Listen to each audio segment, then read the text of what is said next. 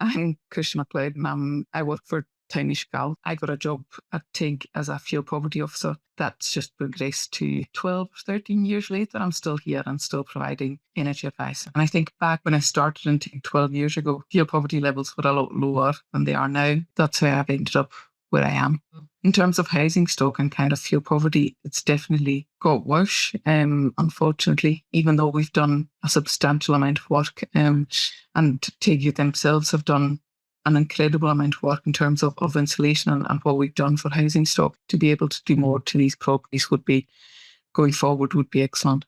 How would you kind of describe it in a few sentences? Yeah, we're trying to achieve, in essence, better housing for householders, from people getting onto the ladder to householders that have been there for generations, are trying to improve homes that have maybe fallen into disrepair. They're trying to bring them back up into a livable state. The role that I play or my team plays is that we provide energy advice to householders. So we look at anything from metering to billing. We provide kind of the smaller measures that can go a long way to helping. We make sure that a householder, when they come to us, they go through a questionnaire and we make sure that they get the best answer for everything, including energy advice.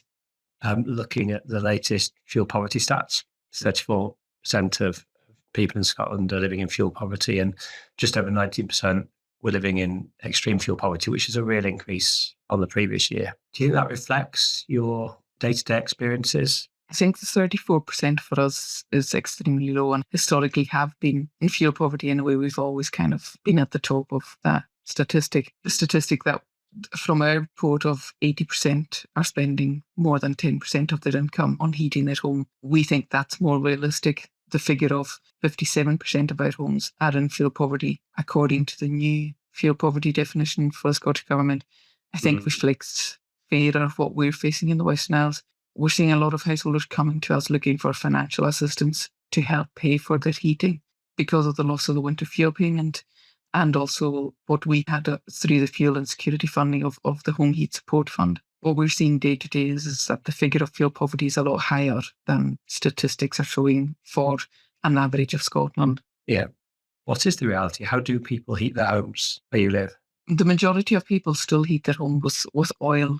And then there's a large amount of people heating it with electricity as well through storage heaters. We still have a number of people using solid fuel, even if it is maybe as a secondary source of heat. It's quite a common thing to have a stove in your property and either peat, coal or wood. Oil and storage heating is probably still the main sources of heating property. A fear that we have here in the Western Isles is that net zero is going to be prioritised over fuel poverty, which unfortunately we have seen over the last few years, and we want to bring that back to a level where fuel poverty is also seen in the drive to net zero.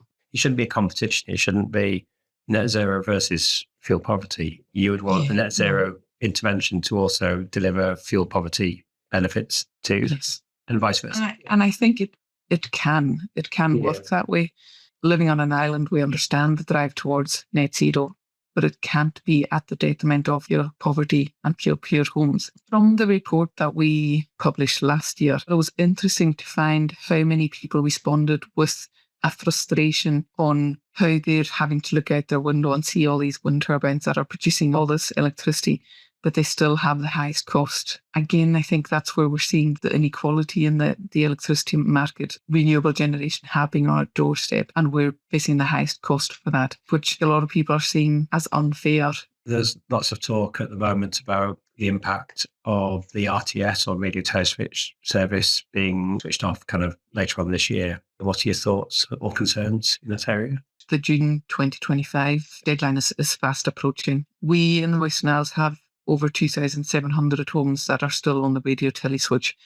At the moment, Ofgem have done the campaign to say, can you phone your electricity provider to make sure that you're registered for a switch? What we're seeing is once they're phoning the utility company, sorry, we can't do your appointment. We're nowhere near the target that we need to be at. And our concern is what is going to happen to these householders after that point, and who's going to look after these homes. I think a concern for us is that we're going to have a massive amount of demand in July, August, next winter, in addition to our current demand. Do you think this message around the impact of rural and remote island fuel poverty, is it being heard? Unfortunately, I don't think so. And I know a lot of work has been done on it, but I think we're still looking at blanket approaches for schemes, whereas we're not looking at ADS schemes. Our housing stock, our electricity is different. We are different, and that needs to be addressed, and it needs to be looked at more. And we need to have kind of that island proofing approach and not just a blanket approach. Core funding for energy advice services, that energy advice agencies are seen and recognised and given the core funding that they should be given. So I think in rural locations, these services are vitally important.